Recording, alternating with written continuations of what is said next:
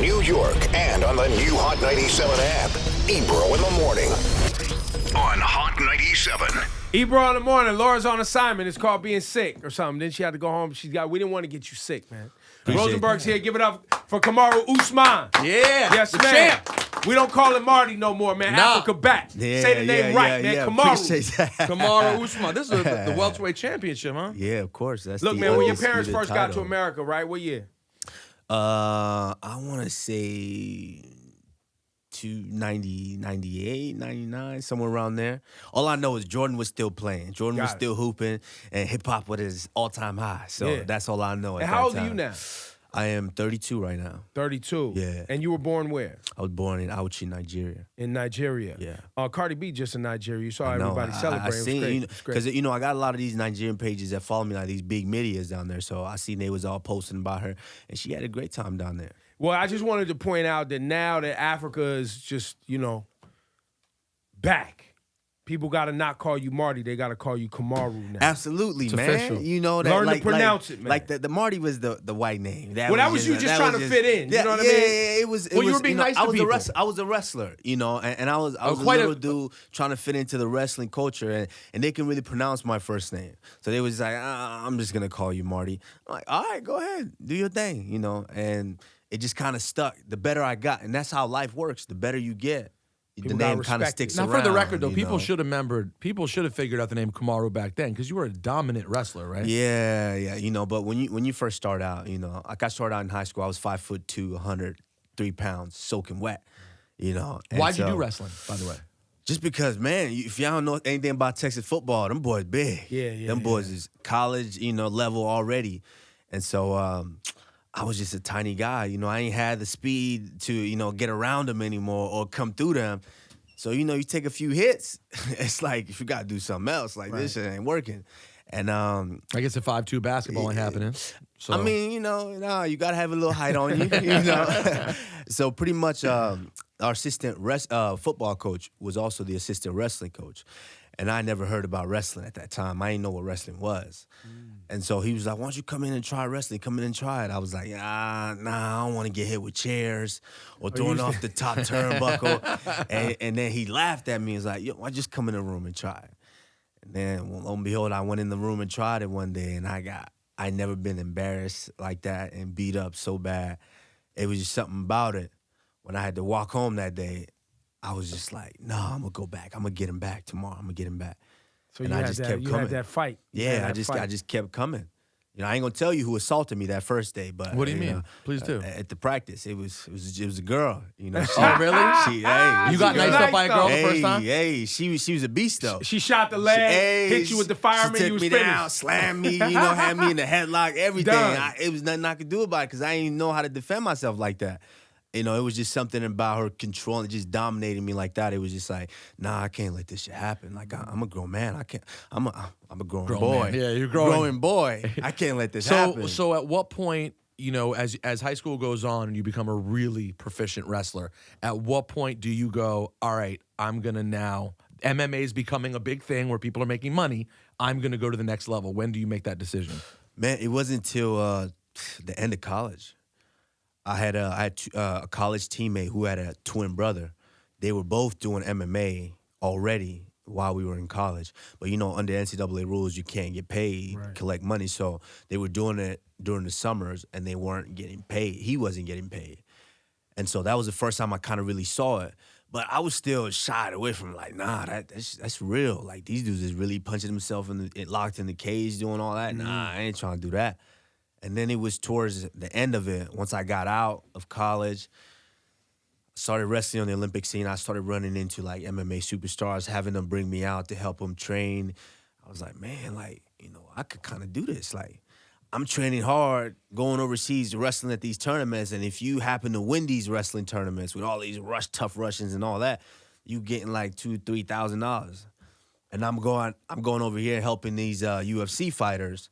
And I'm dominating them through their training camp. I'm really beating them up. Are there some names that we would know that you were training with? Yeah, the first guy that the highest level guy that I really trained with was Sugar Rashad Evans. And I trained with him, and it wasn't like I was dominating him or anything like that, but You was I hanging. trained. You was I hanging. trained with him and helped. I went out there to give him work, and I gave him good work to where and then he talked to me after and was like, "Man, why don't you do this? Why don't you come out for this?"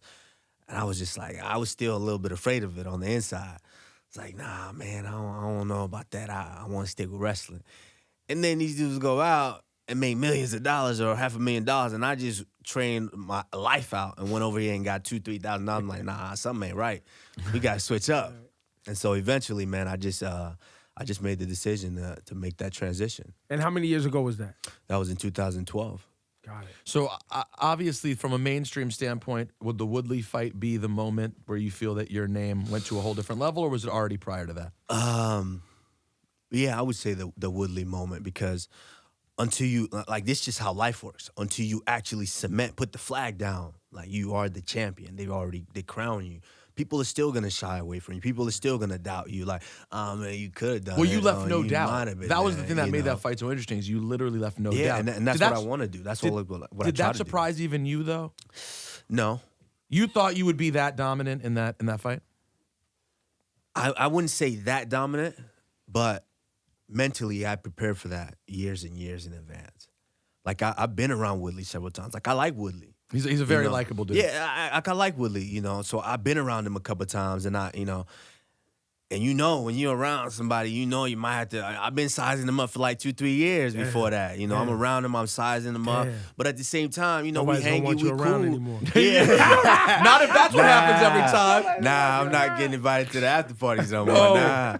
But I'm sizing them up the whole time, But at the same time, we having a good time. But this is what I'm gonna be one day. Right. This is what I'm gonna be one day. And then when that moment came, it wasn't foreign. It was just, I was used to it. It looked like you were a step ahead. I mean, this is a guy who I'd never seen in trouble really. Ever. But that's, I think, a big part of what we do too is a psychological aspect of it. Is this is a fist fight. It's mano a mano. You're locked in there with this other man. Right. And nobody can save you. It doesn't matter all the trash talking you did outside, everything you tried to do to help you. Doesn't matter. It's how you deal with this man in there. And I think Woodley, once we got in there, Woodley realized that, damn, little bro ain't afraid of me no more. I don't have This a mental is, like, advantage. Yeah, like, this is not working. He tried to kind of big brother me in a sense, but then he realized, damn, little bro finna whoop my ass. Well, that's ain't nothing I can do about it. That's the ultimate lesson of Mike Tyson, who I'm friends with and I love and my favorite athlete of all time. But Mike will be the first to tell you that Evander wasn't scared.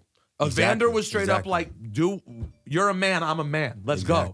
And when you steal Mike, with a bully like Mike was in those times, when you steal their heart at the beginning and show them that you're equal, it changes the dynamic of the fight. So that's the antics of your upcoming opponent.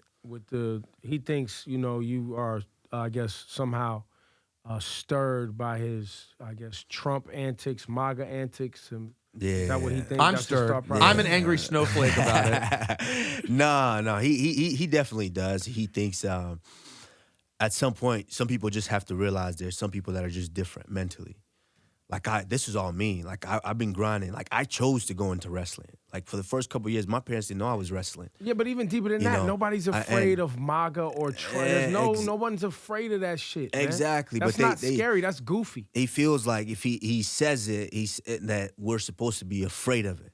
Because if you really look at the media and look at how, we are in this presidential age nowadays, it's like, I'm gonna do what I want. The president's a goofball. If he is, but at the same time, I'm not political at the, to say the least. I don't really diverge into all that politic, but I know right from right and wrong from wrong, and to try to use that to create separation as opposed to bringing everybody together, that's what I see him doing, and that's not what I stand for at all. Let's talk about something that's, I think, a little bit of a tough conversation around UFC, which is. Apologies in advance to UFC. There are some racial and some conversations around race and culture that have come up a couple of times that have been uncomfortable. We saw with the Khabib fight and things that Conor has said about Khabib that to me were completely unacceptable. I mean, to me, Conor got to a point of disrespectfulness in the last year where I think the pressure should be on Dana to not bring him back at all. That's how I feel. I know people don't want to hear that. But now here we are again. And it's like there does seem to be this thing of white fighters sort of plucking at these racial strings, and we can't say that's not happening with the Colby Covington fight. No. Yeah, but I think at some point these guys got to the point of comfortability where they felt like I can say and do anything I want. Well, because to try they're to sell getting this paid fight. and the sponsors ain't backing away. As soon as the Exactly. sponsors and them checks dry up, they're going to chill, right? But because the sponsors are still leaning in, Dana's cool with it, right? Facts, Because the facts. sponsors are leaning Absolutely. in and the Right. views Absolutely. are still there, it's going to Absolutely. keep happening. Absolutely. And that's, a big part of that is kind of like the age that we live in now. Like people are attracted to the goofiness, and not just in the culture, not just music, Everything- and TV, everywhere, social media, everywhere, the everywhere, reality TV. People everywhere. are attracted to that goofiness. Clout chasing, yeah, doing big crazy time. shit. And so that like even this guy, like he's like, oh, I'm gonna hop in my private jet, bro. You make $200,000 for a title fight if you win. So you rented you a ain't got joint. Anybody can rent a private he still jet. ain't, yeah, but he ain't renting no private jet. He's not finna drop 10, 20 stacks on a private jet. He's not doing that. Like, stop. You try to walk around with these 2-3 chicks. Man, they work at Tootsie's down there, man. Stop acting like you got chicks, you got girls, and you don't. But he's putting that out there because that's what he feels like people pay attention to. Well, and That's also, too, there's a blueprint laid where Conor got a lot of Exactly. money Being the heel, yeah. being a clown like that. Yeah, so, I mean, it is what it is, but at some point, you realize that the guy that you are locked in here with is different mentally. You saw that with Conor and Khabib. Doesn't matter what you say, doesn't matter what you do. At some point, we're going to be locked in. It's just mano y mano.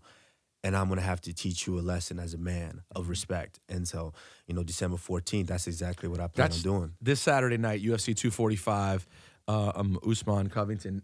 Now, do you feel pressure, though? Because I'm not going to lie, as stupid as I know it is, I am triggered by it.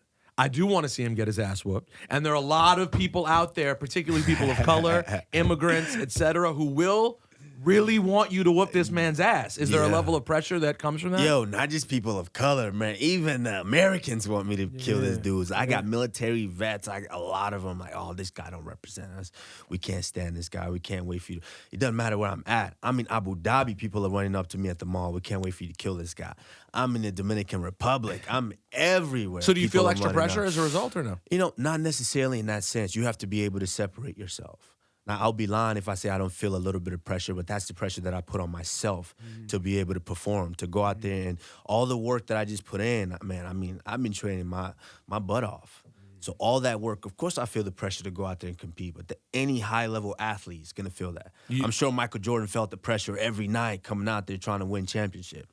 But, that's what champions are made of. I feel that pressure, but it's up to me to go in there and control all that, hone it, use it, and go out there and execute. Jorge Masvidal said he's, quote, not impressed by you. I'm sure you've heard that by now. Do you believe that? He also is good at talking shit, too. So do you think that's just him talking his trash, or how do you feel about Jorge? The one thing is, these guys are talking about me, though. I'm the king of the hill. I'm sitting at the top. They talk about me. I don't have to talk about them. I ain't got to worry about them. Keep talking about me. You're going to have to come step up here and deal with me at some point. You don't care about the BMF. You care about... What does that mean? What is that, BMF? Like, is that you defending the title? What weight class does the BMF belong to? Right. Like, there's no such thing. That was just a little something, a little stunt. Once again, the UFC did just to promote that fight because nobody give a shit about that fight. 2 500 fighters coming out here just to beat on each other. Nobody care about that. If Nate, they you throwing Nate in there, too? Come on. You don't think people care about Nate? You don't think Nate's an all-time great? Great? Yeah, Or, do you think- let's say all-time fan favorite. All-time fan favorite. Like, for people 'Cause like he's a shit talker. Yeah, but people like somebody that can just get beat on for like He's brave. the He's whole a brave time fighter. and then still come out there and You think still he's kinda lost put on too a much, fight. though, to be a great? I don't think there was ever a great, really. Like, greats are somebody who gets to the top of the mountain and stays there for a while. Got it. But there like is- knocking everybody off. Kamaru, That's there the is great. there is this space that we're both, or I think we're all talking about, this entertainment space. Absolutely. Right? The Yeah. space of like, Conor McGregor, as much as he lost and was a clown, it was entertaining. Right? I hear you talking about Diaz or, Masvidal or whatever. There is an entertainment value that the fans, because I think there is and he's a wrestling fan. There is this world where people want the storyline. Yes. Win or lose, how did they feel about who the person is? Do they feel like that person has relatability to them? These are all those intangibles or tangibles that go beyond the skill set Yes, of the fighter, yes. right? But that's a good point that you make. That's the entertainment. That's the culture we live in now. Right. Is people want that entertainment. But the problem is it real? Are they really entertained by you, by your story, by what you stand for, or is it by something that's fabricated? Like you want to walk around here talking So about, you're saying you these got motherfuckers chicks. ain't real? They ain't real. Well, like Colby created this character. Like, yeah, this is a like character. This is a made up character. Yeah, like you coming around. Like same thing with like, do you really know Conor? Conor could be, he might be one of the nicest guys. He might be a real dude, but you never know because he got this big persona, this big entertainment aspect of it. You know, if I wanted to just be an entertainer, I would have went to WWE. You know, because of course you got to create a character, people to ride to. Like, look at The Rock. The Rock he was like 2-3 different guys before he became The Rock.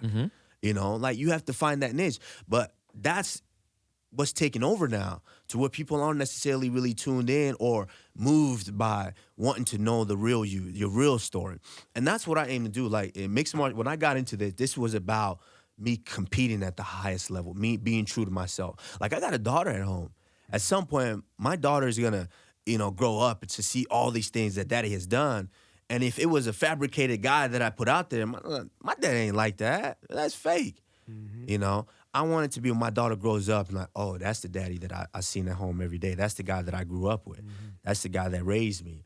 And that's the guy that was the champion that dominated for a long, long time. What I like about hearing you and the way you talk and the way you carry yourself is I've become a really big fan over the years of UFC, and I work at ESPN also, and obviously there's a huge relationship between ESPN and UFC, and I really feel that as big as UFC has gotten, there is another step that needs to be taken. I know this angers hardcore UFC fans. Me and Ariel got into an argument about things related to this recently, of professionalism. And carrying yourself in a way where it's not a clown show. You're not cursing in every interview. You're not acting like a constant clown.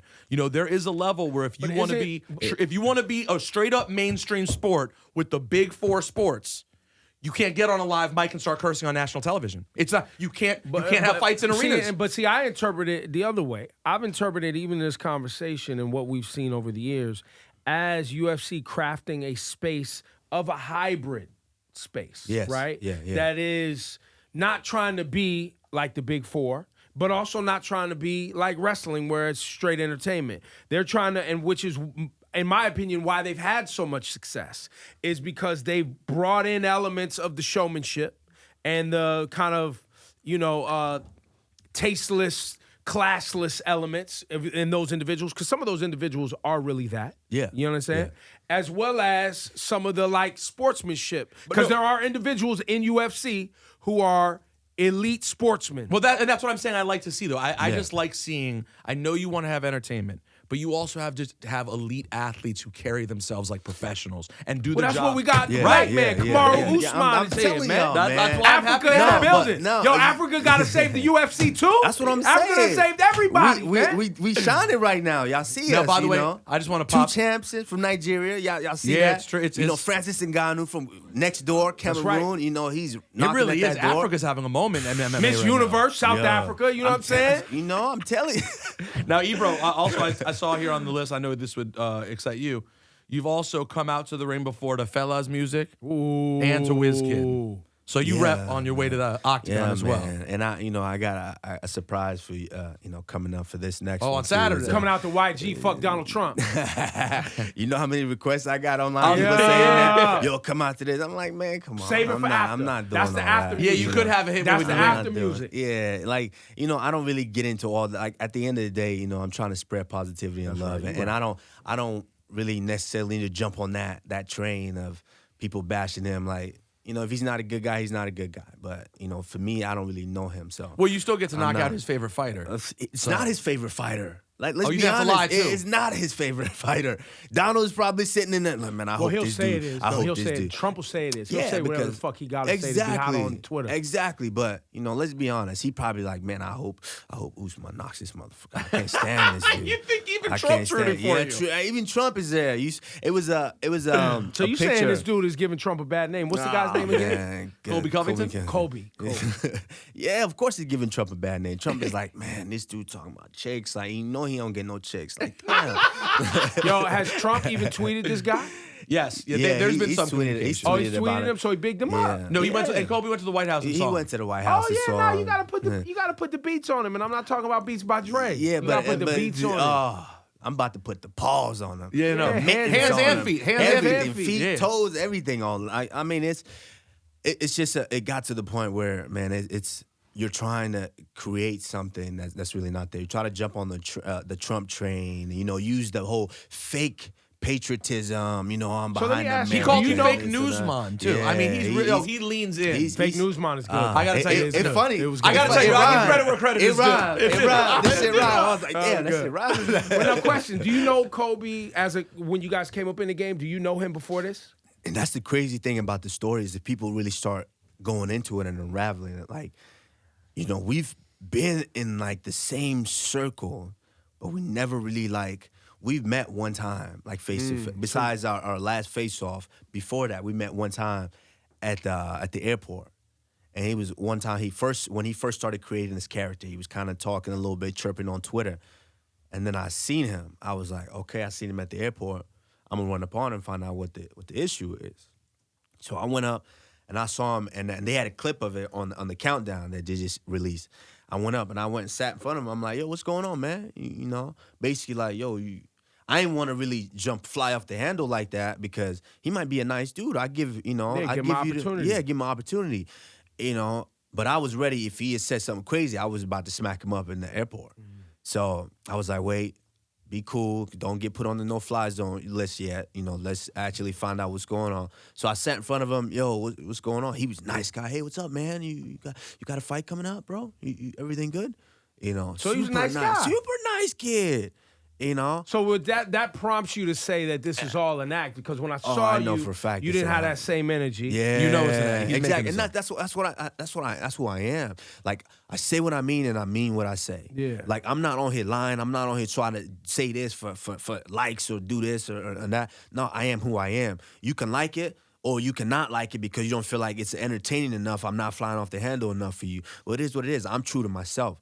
And so I'm gonna say it like it is. So when I said it, I ran down on him, yo, what's going on? He was nice. So I kind of felt like an asshole because I was ready to smack him up. Right. If he had said something crazy. But he didn't. And then after that, 2 weeks later, he does an interview. Oh, man, if you try to suck up to me again at the airport, yeah, I'm going to smack you. I'm like, oh, word? Yeah, Okay. we need you to whoop this guy's ass. So, I'm supposed to be objective. I want you to whoop his ass. assassins that can't be tolerated. yo. Yeah. No, and by the way, the way he treated you, even at the and I know he's trolling, but I don't care. The way he was trolling you at the presser a month ago, sitting there man. with Donald Trump Jr.'s son's book, reading the book, telling you you're boring, no one's there to see you. He said, and then he, the thing that kind of, and me, I suppress it all because it's really no use to me right now. All it is, the use, I'm gonna just ball it up and use it. When I start putting fists to his face, it's gonna be a little extra oomph in there. But he started saying things about my former manager who passed away and things like that, and it was just like, man, at what limit, where do you get to where you realize, like, you look yourself in the mirror and say, yeah, I shouldn't be talking about a dead guy. There's certain things that I shouldn't do. There's certain lines I shouldn't cross. It's just despicable. But like I said, December 14th, I have to, because obviously his dad ain't checking him. If I said some crazy stuff like that, my dad, before I got home, my dad, African dad, he's sitting there with the belt. He don't care if I'm 32, 33. If I can't hold my own, he's, try to check me. Obviously his dad's not doing a good job of checking him and letting him know, like, hey, there's certain lines you shouldn't cross. Yo, you're such as a grown class act, man. You said, and so, you I said got to teach him He that. needs guidance. Well, you should and you can guide him. I'm gonna guide him with these mittens, these paws. I'm gonna guide him. December 14th. December 14th, Kamaru Usman. What's his name again? The other guy? Covington. Covington. Yeah, see, we Yeah. don't even know. Like, let's not. He's even, not on my radar. Let's Sorry, not guys. even. I'm sorry. for you. The That's other not- guy. Let's just say the other man. It's a pleasure meeting you, man. Congratulations. You Oh, bring this man. back next time. Hey, Bring of this back course, next- And by the way, course, last thing before you go, if it goes well Saturday night and you whoop his ass, what would you want to do next? Man, I want to take some time, man. I want to go home, love with my daughter for a good week. The Super Bowl is coming around the corner. I haven't really got to really take a vacation and really enjoy myself. I need to turn up. So You want to go to Miami and turn up for the Super Bowl? I and live in figure it South out. Florida, Oh, so perfect. yeah, I want to go to the Super Bowl in Miami. Just You ever run into relax. Masvidal on the streets of Miami? Never ran into him. Really? The funny thing is, me and Colby live maybe 20 miles apart. I've never ran into this guy. Never into him either? Never. All you guys are down there in South Florida. Yeah. Florida men, yo. Crazy. Y'all are crazy down there, man. Nah, those guys are crazy down there. You know, I stay in my little, I'm in dad little mode. bubble. Good parent. Yeah. There you go. That's right. Pleasure, man. Thank you. I appreciate Kamaru it, man. Usman, give it up one Thank you time. guys.